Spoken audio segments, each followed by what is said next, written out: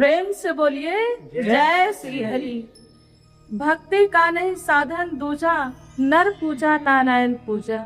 वास्तव में अगर आप परमात्मा की प्राप्ति करना चाहते, प्रभु को मानते हैं, प्रभु के लिए समर्पित जीवन करते हैं, तो हर इंसान प्रभु का अस्तित्व देखिए। हर इंसान के अंदर प्रभु परमात्मा का अस्तित्व निहित है, उसे समझे। दूसरी बात यह है कि कहते हैं कि अगर बुराइयों से दूर रहना है, ईर्ष्या द्वेष नफरत को त्यागना। लगातार सत्संग करते करते आप क्या पा सकते हो? कहते हैं ना कि जैसे लगातार खुदाई करके हीरे जवाहरात व्यक्ति पा जाता है, लेकिन लगातार सत्संग करके इस प्रभु परमात्मा को प्राप्त कर सकते हो। सत्संग सेवा सुमरन करके। लेकिन कुछ भी करें, कुछ भी करोगे, लेकिन आपका जीवन अच्छा होना चाहिए, कर्म अच्छा होना चाहिए, सोच विचार अच्छा होना चाहिए, तभी आप जीवन में कुछ पा सकते हो। कुछ पाने का मतलब प्रभु को पा सकते हो। प्रभु को पाने का मतलब है कि आपने सब कुछ पा लिया है।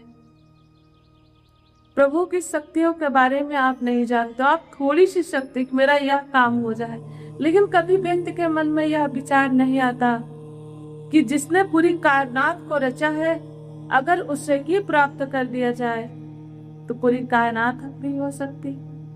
कभी व्यक्ति के मन में ऐसा विचार नहीं आता। ऐसे विचार के साथ ओतप्रोत होकर जो भक्ति करते हैं, वह संसार में एक नई रोशनी पैदा करते। जैसे कि आपने देखा, मीरा, कबीर, तुलसी, भक्त प्रहलाद, बहुत सारे ऐसे भक्तों ने दुनिया में नाम रोशन किया। ऐसा नहीं कि उनके पास बहुत ढेर सारी गाड़ियां थी, बहुत ढेर सारे बंगले थे, ऐसा कुछ नहीं। जिसके पास थे भी वह भी त्याग के प्रभु की राह में चल पड़े। कहते ना प्रभु से बड़ा कुछ नहीं। कहते हैं ना, यह घर बड़ा है कि मालिक बड़ा है। जो घर है, घर का जो मालिक होता वह सबसे बड़ा होता है। जिसके पास कहते ना 10 घर हो, उसे कहते हैं यह बहुत बड़ा आदमी। आप बताइए, जिसने सृष्टि ही रची हो, पूरी सृष्टि की रचना की हो, वह कितना बड़ा हो सकता है। हम अगर उसके साथ जुड़ते हैं, उसकी पूजा करते हैं, उसकी याचना करते हैं, उसको ही पा लेते हैं, तो क्या है, पूरी दुनिया पर जीत जाते हैं। कहते हैं ना, पूरी दुनिया पर जीत कर भी लोग खाली हाथ ही है। सिकंदर का नाम आपने सुना है? सिकंदर ने जब देखिए सारी चीजें हासिल की, उसने आक्रमण करके कितनी चीजें हासिल कर ली, लेकिन ज्यादा समय क्या उसने संदेश दिया? क्या संदेश दिया? कि जब मैं जाऊं तो मेरे दोनों हाथ निकाल दिए जाए। पूछा गया क्यों? बोले इसलिए कि मैंने सब कुछ इतनी जीत हासिल करने के बाद भी मैं अगर मृत्यु को प्राप्त होऊंगा तो मैं सुई भी नहीं ले जा सकता। जब मैं सुई नहीं ले जा सकता तो संदेश देना चाहता हूँ संसार समाज को कि लोग उतना ही करे, अधर्म करके बहुत कुछ ना प्राप्त करे, क्योंकि प्राप्त करने के बाद बहुत कुछ ले नहीं जा सकते हैं इस संसार से। सब छोड़ के जाना होगा। जब सब कुछ छोड़ के जाना होगा तो क्या फायदा किसी का नुकसान करके अपना सब कुछ बनाना। तो वास्तव में यह सबके मन में यह बात होनी चाहिए, सबकी सोच यही होनी चाहिए कि इंसान जब सब कुछ प्राप्त करके कुछ नहीं ले जा सकता तो ऐसा काम क्यों करे, पाप का बोझ क्यों ला दे। ऐसा नहीं करना है। कहते ना, वह सूखी रोटी भी अच्छी होती है जो सुकून की होती है। कभी कभी बहुत कुछ मिल जाता है, अधर्म का कार्य करके बहुत कुछ प्राप्त कर लेते हैं, लेकिन इसका कोई मतलब नहीं रहता है। क्योंकि कहते ना, जिस तरीके से लोग कहते गलत तरीके से कमाई करते हैं तो गलत तरीके से चला जाता है। कई बार आपने देखा होगा कि जिस राजगद्दी के लिए लोगों की हत्या भी कर देते हैं, लोग कर देते हैं, लेकिन उसे वह गद्दी नहीं मिल पाती है। जिस प्रॉपर्टी के लिए लोग कहते हैं ना, किसी को मान देते हैं कि हमें इसके अधिकारी हो जाए, लास्ट में बात खुलती है उसे कुछ नहीं मिलता। क्या मिलता है? सलाखों के पीछे चला जाता है।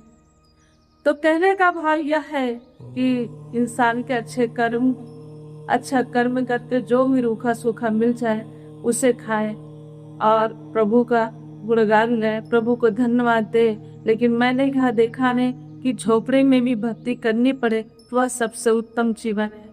अगर सूखी रोटी ही मिले सुगुन के द्वार सबसे उत्तम जीवन है। लेकिन ढेर सारा दुनिया भर का कर्जा, दुनिया भर की चीजें प्राप्त करके कुछ प्राप्त भी कर लिया कि उसका कोई मतलब नहीं है, कोई अस्तित्व नहीं है। तो आइए आप भी यही करें, इस सेवा सुमरन सत्संग करें और जन जन तक ये संदेश दें कि हर इंसान के अंदर प्रभु का अंश निहित है, उसकी कदर गंगा सीख जाए, ताकि इस समाज में कहते ना प्रभु के रूप में तो सिर्फ इंसानों को भेजा गया। कभी कोई अचानक मदद करने के लिए आता है, आपकी हेल्प करने आता है, तो कौन आता है? एक प्रभु के रूप में ही कोई न कोई बंदा ही आता है आपके दर पे। तो इस बात का जरूर ख्याल रखें, याद रखें कि जब भी आपके जीवन में ऐसी कोई घटना हो, कोई अचानक से आ जाए, अचानक से आप पे मदद के लिए आ जाते, यही मानना कि वह कोई साधारण व्यक्ति नहीं है, प्रभु का भेजा हुआ यह दूत है। स्वयं ना आते किसी न किसी द्वारा आपका कार्य करा देते हैं। तो आइए इसी तरीके से यही नॉलेज मिलता है सत्संग करके वह चीजें हम प्राप्त कर सकते हैं जो दुनिया में कहीं और नहीं प्राप्त कर सकते हैं। सत्संग की अपनी एक महत्ता है, इसे रुपए पैसे दे के आप नहीं खरीद सकते हैं। या चैन सुकून जो जीवन में गिरता है यहाँ से, वह कहीं और नहीं मिल सकता है। ताइए सेवा सुमरन सत्संग करते हुए समाज की सेवा करते हुए अपने जीवन को जीते जाए। प्रेम से बोल के जय श्री हरि।